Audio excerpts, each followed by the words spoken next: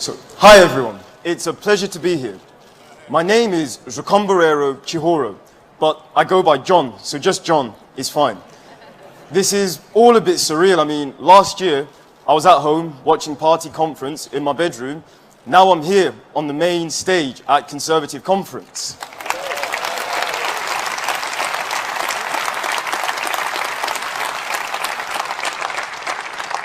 So I'd like to tell you all a bit about how I got here. I was born in Zimbabwe and I moved to the United Kingdom 20 years ago when I was 4 years old. Believe it or not, when I first moved to Britain, I could not speak much English. And we moved here because my dad got a job as a social worker. He grew up in the middle of nowhere in Zimbabwe with very few opportunities at his fingertips. And he was the first person in his village to graduate with a university degree. And he managed to change his family's life with hard work and determination. And that is where I get my own determination to work hard and change the world.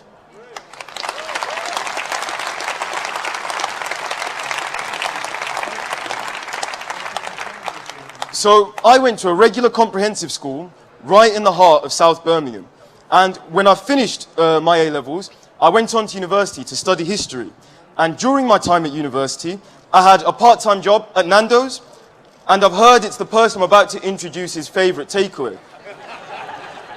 I wish I'd known. I could have gotten him a discount on his medium hot wings and broccoli. So after I finished university, I found myself unemployed. And like so many other young people, I was pretty nervous to be searching for a job at such an uncertain time for businesses. But the hunt was on. And it was only when I saw a job advert on Instagram of all places that I got my first break. And initially, when I first asked about the job, I was told, oh, it had already been taken. However, there was a slight glimmer of hope because the company offered me a few weeks of work experience. And then on my last day of work experience, when I was getting ready to pack up my desk and say goodbye to all the amazing people that I'd met, my manager called me into his office and said, things are pretty tough at the minute, but we'd like to keep you on through something called Kickstart. And that is how I became RMF Group's first Kickstarter.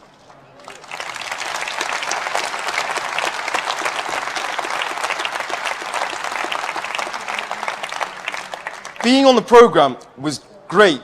I mean, it really gave me an opportunity to get into the world of work and do some meaningful work and actually make a difference. And then that's not all. Once the 6 months of the Kickstart scheme had finished, I was offered the position as team lead of a whole group of Kickstarters. So you could sort of call me the Kickstarter in chief now.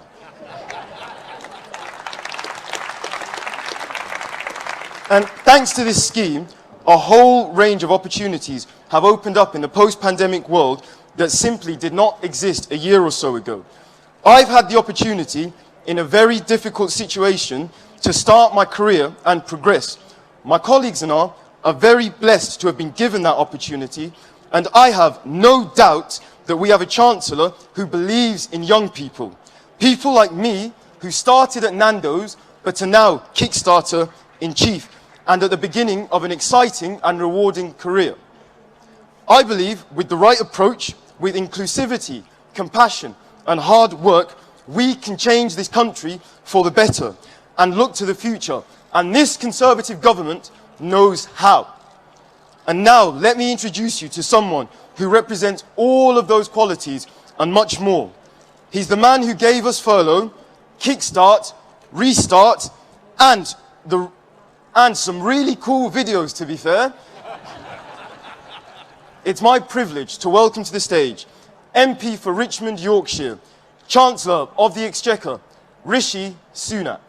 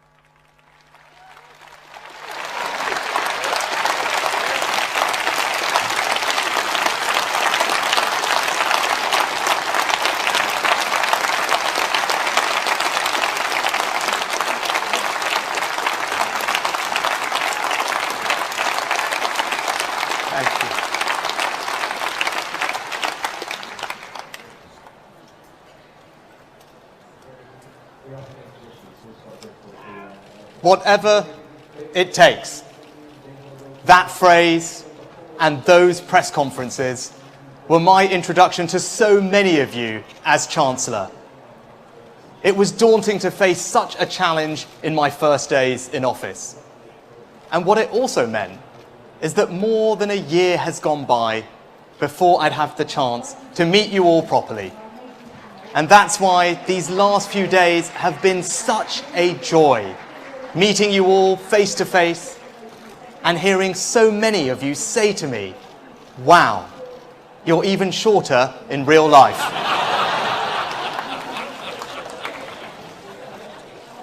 Nothing can ever prepare you to become Chancellor, especially in recent times. There have been occasions when it really did feel like the world was collapsing. In those moments, there are certain things I fell back on. Yes, my family.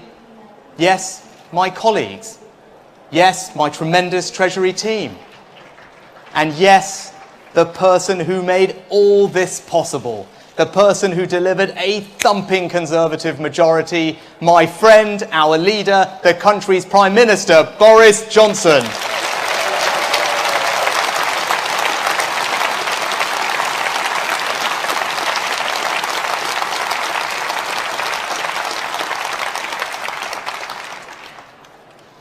But the other thing I fell back on is something we all have in this room. Our values, our Conservative values. I believe in some straightforward things. I believe that mindless ideology is dangerous. I'm a pragmatist. I care about what works, not about the purity of any dogma.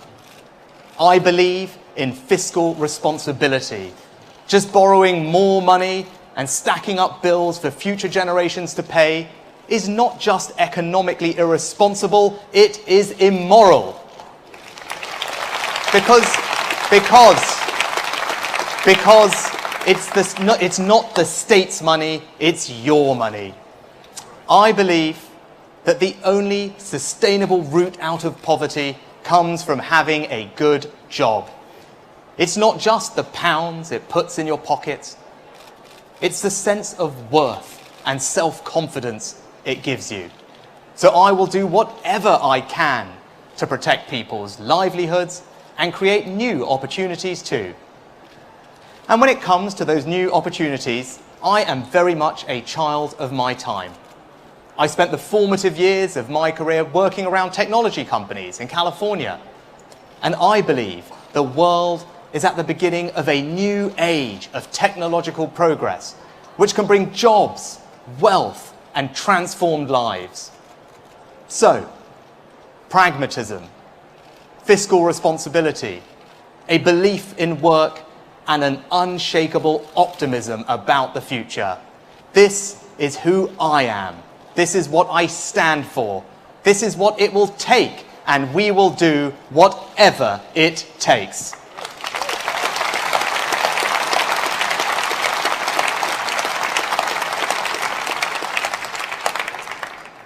And there can be no prosperous future unless it is built on the foundation of strong public finances. I have to be blunt with you. Our recovery comes with a cost. Our national debt is almost 100% of GDP. So we need to fix our public finances. Because strong public finances don't happen by accident. They are a deliberate choice.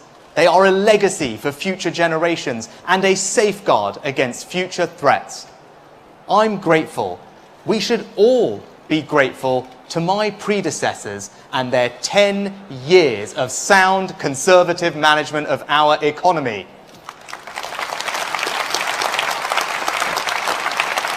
They believed in fiscal responsibility. I believe in fiscal responsibility, and everyone in this hall does too. And whilst I know tax rises are unpopular, some will even say unconservative, I'll tell you what is unconservative. Unfunded pledges, reckless borrowing and soaring debt. Anyone who tells you that you can borrow more today and tomorrow will simply sort itself out just doesn't care about the future. So yes, I want tax cuts, but in order to do that, our public finances must be put back on a sustainable footing. Now, Labour's track record on the public finances speaks for itself. Since 2010, we've had 5 Labour leaders, 7 shadow chancellors, and innumerable spending pledges. And in all that time, they still haven't got the message.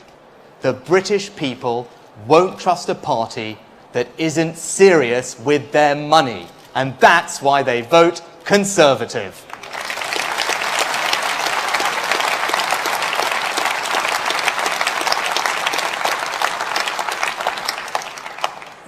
We must never forget that the fundamental economic differences between us and Labour run very deep. Differences not just about debt and borrowing, but about how to deal with the real pressures people face in their lives. And right now, we are facing challenges to supply chains, not just here, but right around the world, and we are determined to tackle them head on. But tackling the cost of living isn't just a political soundbite. It's one of the central missions of this Conservative government. Picture this. You're a young family. You work hard, saving a bit each month, but it's tough. You have ambitions for your careers, for your children. You want to give them the best, more than you had. Now you tell me, is the answer to their hopes and dreams just to increase their benefits? Is the answer to tell that young family the economic system is rigged against you and the only way you stand a chance is to lean ever more on the state? Be in no doubt, that is the essence of the Labour answer. And not only does Labour's approach not work in practice, it is a desperately sad vision for our future. But there is an alternative. An approach focused on good work, better skills, and higher wages. Approach that says, yes, we believe in you, we will help you, and you will succeed. And better still, it's more than words. It's a plan in action, a Conservative plan, and conference, it is working.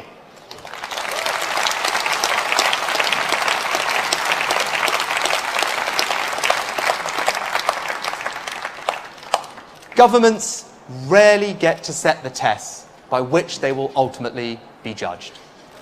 And our test is jobs. Remember, as economies around the world pulled the shutters down, forecasters were predicting unemployment to reach 12%. Millions of people were on the precipice of losing their jobs, their livelihoods, their homes. Well, the forecasts were wrong. The unemployment rate is at less than 5% and falling. That's lower than France, America, Canada, Italy, and Spain. And we now have one of the fastest recoveries of any major economy in the world. Now, it wasn't that the forecasters had bad models, no. It's just their models did not take account of one thing. And that was this Conservative government, our will to act, and our plan to deliver.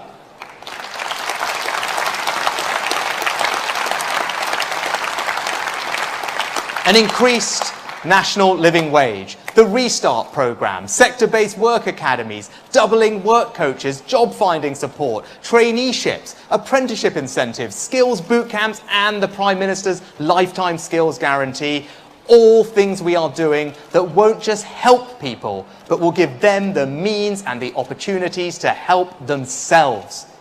I believe in good work and better skills and higher wages. I believe that every person in this country has the potential to become something greater. And I know that we, and only we, the Conservative Party, are the ones that can make that happen.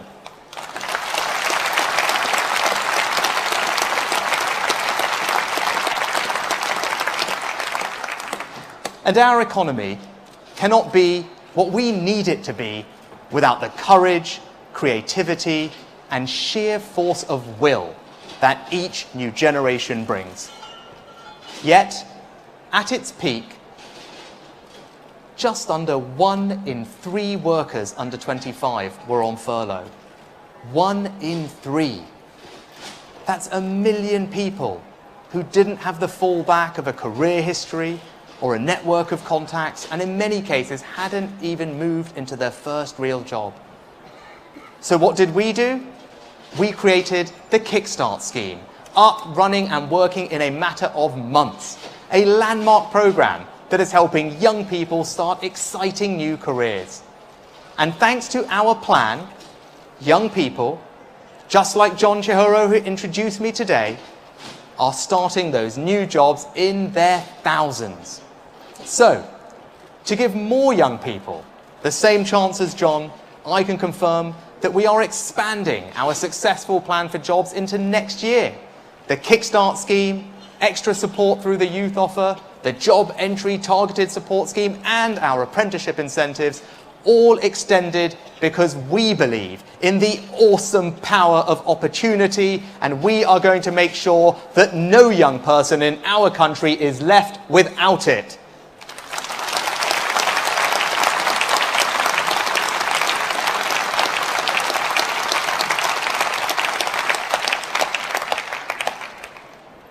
But what we do today means little if we don't also have a plan for tomorrow, a plan for the future, a future economy shaped by the forces of science, technology, and imagination.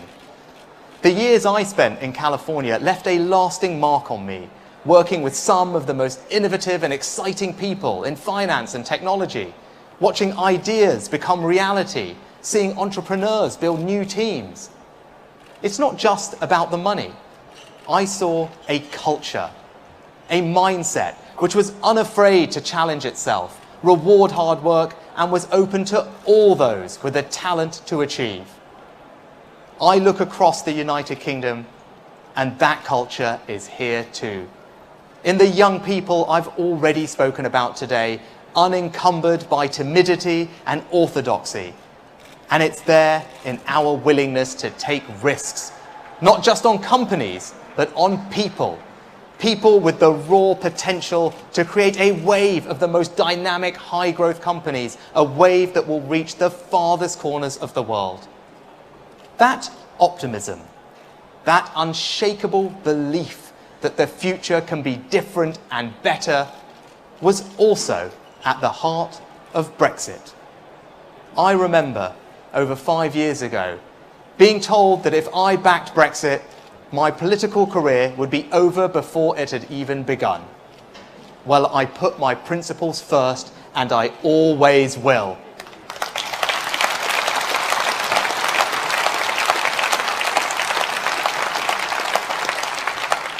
I was proud to back Brexit, proud to back Leave, and that's because, despite the challenges, in the long term, I believe the agility, flexibility and freedom provided by Brexit would be more valuable in a 21st century global economy than just proximity to a market.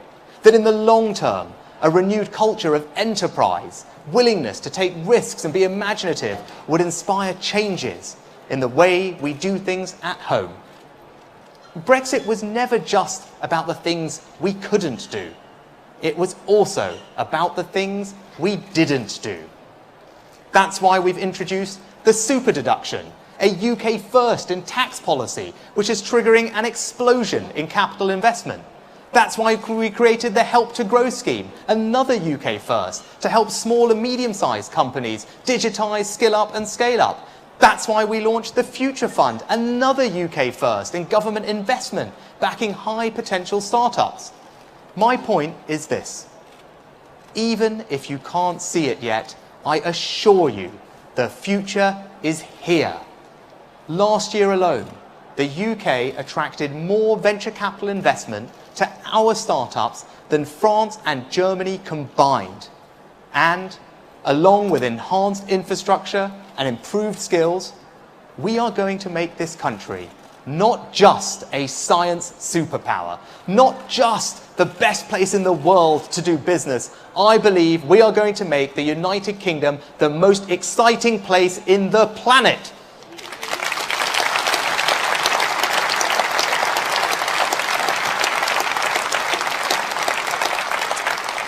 Take artificial intelligence, once the stuff of science fiction, now it's reality, and we are a global leader.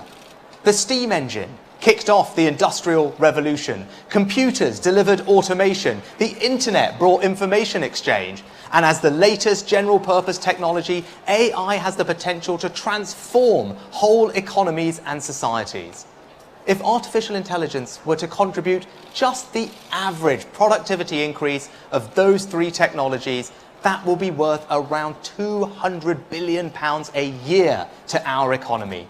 And so today, I'm announcing that we will create 2,000 elite AI scholarships for disadvantaged young people and double the number of Turing AI world-leading research fellows, helping to ensure that the most exciting industries and opportunities are open to all parts of our society.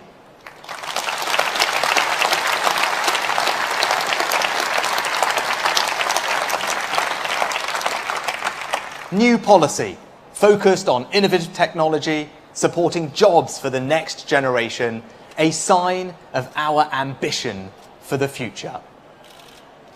Because that's why we are here. All of us. That's why we became members of the Conservative Party. That's why you all give up so much of your time sacrificing things that are important to you in order to help build a better future. You know, the longer I spend in this job, the more I realise that the worst parts of politics are driven by fear. Fear of change. Fear of losing, the fear of being wrong, even fear of the future. And when people get scared, they create divisions. They say, you're either with us or you're with them. But you cannot make progress if you're pitting people against each other. That's what you get from a tired, fearful sort of politics. We saw it last week in Brighton. It's not just that Labour don't like us, they don't even like each other.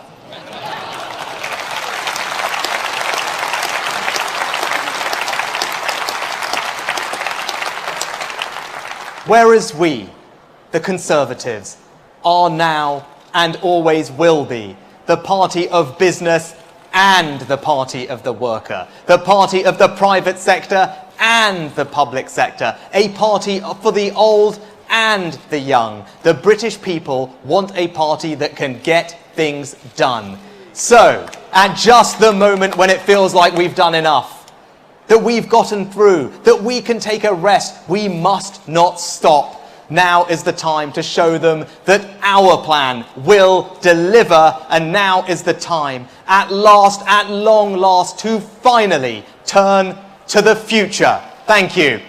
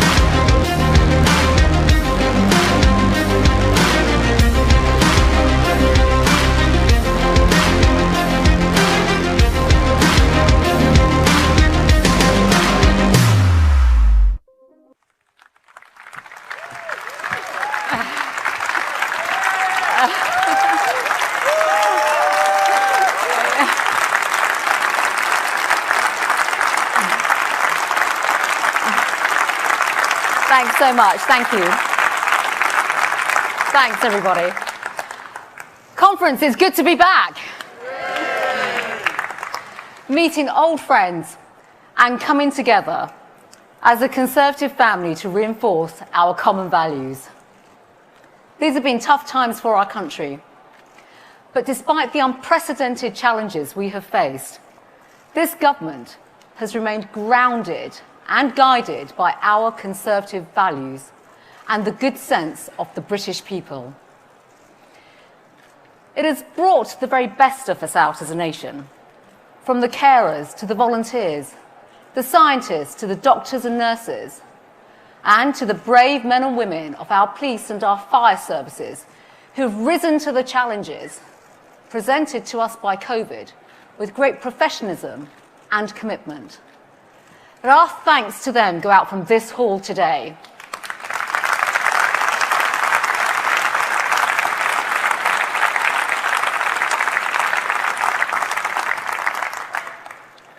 Two years ago here in Manchester, I said that the British people would always be my compass and that I would deliver on their priorities. And I make that commitment to you today again. The British people want a government on their side, keeping them safe. All our thoughts remain with Sarah Everard's family and friends. Her murderer, whose name I will not repeat, was a monster. His explicit intention was to instill fear and terror into women and girls.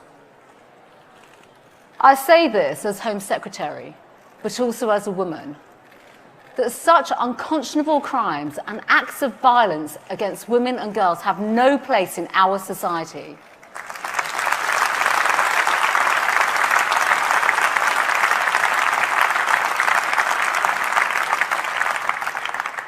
And that is why I have redoubled my efforts to ensure that women and girls feel safe. Since I became Home Secretary, cross-government funding to tackle these abhorrent crimes has trebled in relation to any other two-year period. The Police Crime Sentencing and Courts Bill extends whole life orders to child murderers and ends automatic halfway release for serious sexual and violent offenders. And nearly a year ago, I launched the first ever survey of women and girls on tackling the crimes that disproportionately affect them. In the wake of Sarah's tragic murder, I reopened that survey. 180,000 women and girls were brave enough to share some of their stories with me, some for the first time. Their experiences informed my Tackling Violence Against Women and Girls strategy, which I launched earlier this year. And I have wasted no time in putting that plan into action. I want to thank my colleagues.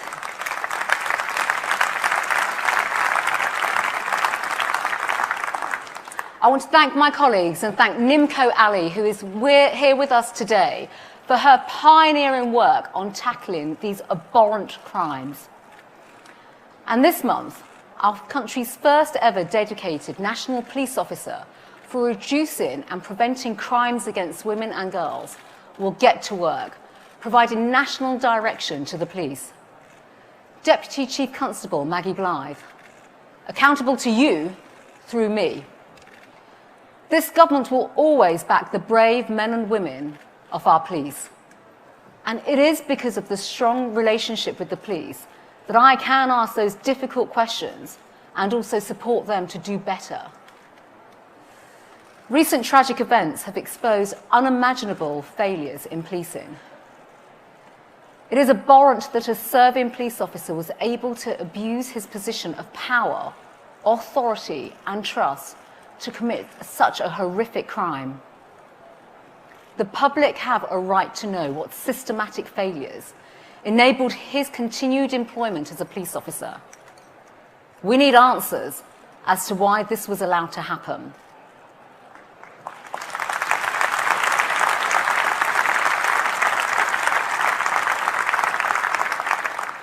I can confirm today that there will be an inquiry to give the independent oversight needed to ensure that something like this can never happen again.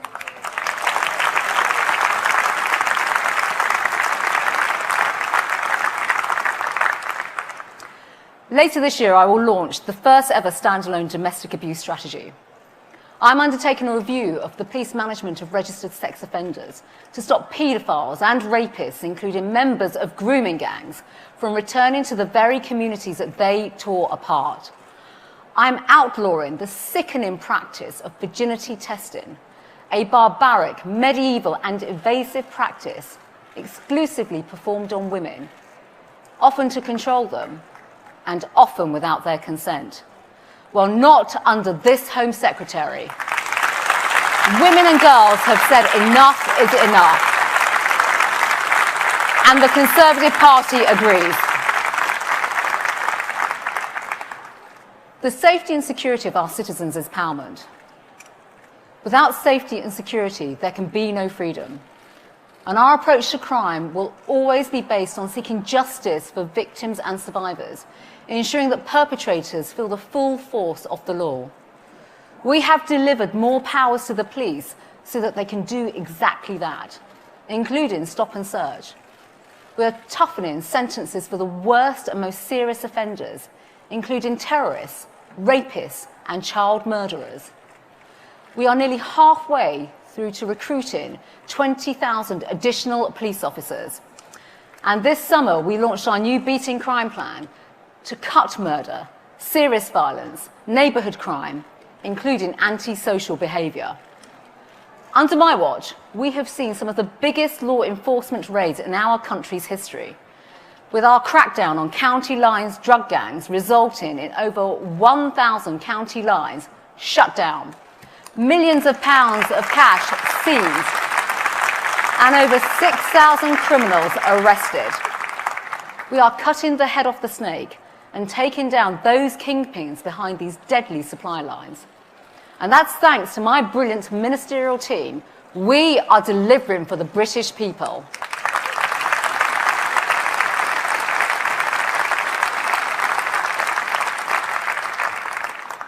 Drug abuse and addiction ruins communities. It devastates lives and tears families apart. Drugs are also responsible for the crimes that I am committed to cutting. Today, I am announcing the expansion of drug testing on arrest across all 43 police forces in England and Wales. Those who test positive as confirmed drug users will be supported to tackle their drug abuse and regain their independence. But for those unwilling to address their drug misuse, there will be the harshest possible legal sanctions and consequences. So while Sir Keir Starmer backs calls to decriminalise drugs, we will take the tough action needed to build back safer and continue to put the interests of our country first.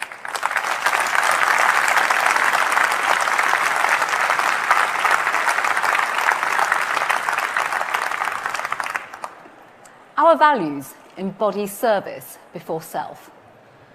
And this can be neatly defined by the Hindu word seva, which can mean service, commitment, and dedication to others. Ensuring the best interests of our country come first is what drives me each and every day. That is my responsibility, and that is my service, and that is our party. And it is because of our commitment to putting the needs of the hard-working, often silent majority first, that I will not tolerate the so-called eco-warriors trampling over our way of life and draining police resources.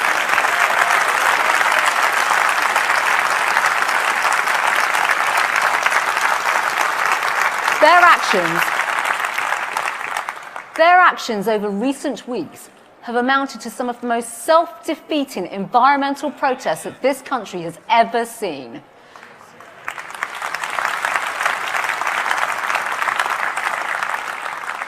The freedom to protest is a fundamental right our party will forever fight to uphold.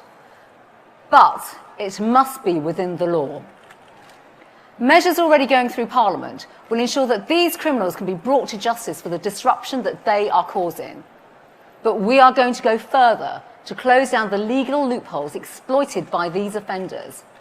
So today I can announce that we will also increase the maximum penalties for disrupting a motorway, criminalise interference with key infrastructure such as roads, railways, and our free press, and give the police and the courts new powers to deliver so that they can deal with the small minority of offenders intent on travelling around the country, causing disruption and misery to our communities.